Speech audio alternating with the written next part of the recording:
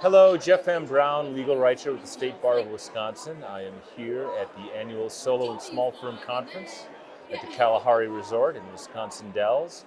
I am here with Maria Serbus, who is an occupational therapist and stress management ninja or professional. She's just done a breakout session on imposter syndrome. And Maria, imposter syndrome, when we talk about that, at least in your presentation, is really a crisis of self-confidence. Is that accurate? Yes, absolutely. I think oftentimes we don't always feel as sure of ourselves as we present out.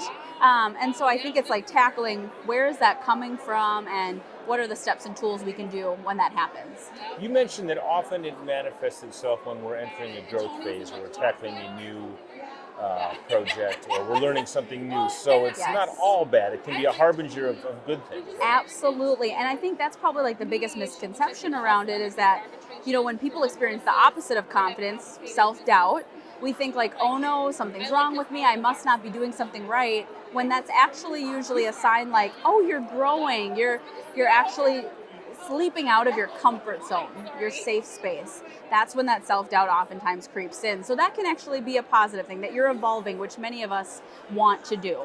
I think we can all think back to most of us learning to ride a bike. That was a growth phase when we were 7 or 8 years old. Absolutely. And when your parent took your hand off your back, that was certainly a moment of self-confidence, followed by some skinned knees for most of it, but it was a growth phase. Right? Yes, well, and ironically, I have a 5-year-old right now, and you know how sometimes when we're in that growth phase and it feels uncomfortable, so my 5-year-old said at the time when he was learning, he was like, do I really have to do this? Let's just put the training wheels back on. So that's a normal response, right? Like I would rather just stay saying safe. That as well. Honestly, I do. That's a normal response. So hearing him say that, I'm like, yes, this is very normal. We know that, and yet like still doing things slowly and working with your mind and body, to get comfortable with it. And then look at you go, right? You just ride that bike without wheels, like it's no big deal. So.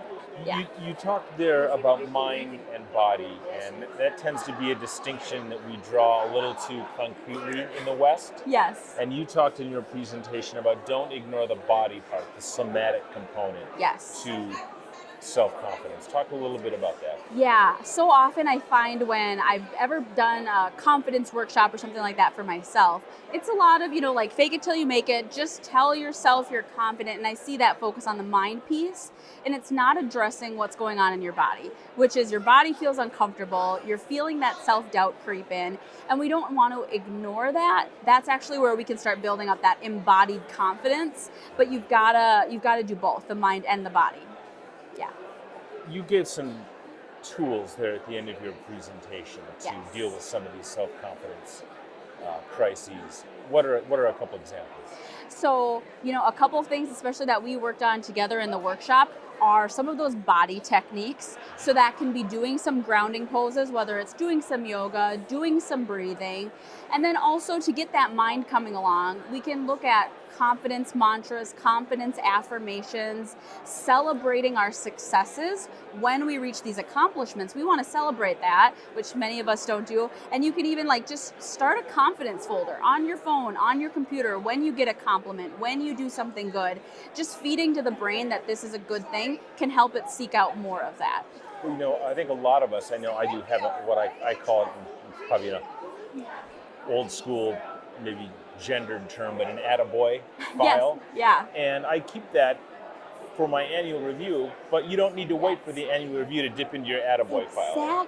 Exactly. And to be honest, I think many people think like, oh, that's too proud. Like I'm being too pompous or too this or too that, but it's truly actually, it's more for yourself, right? Like tooting your own horn is more for you. Yeah.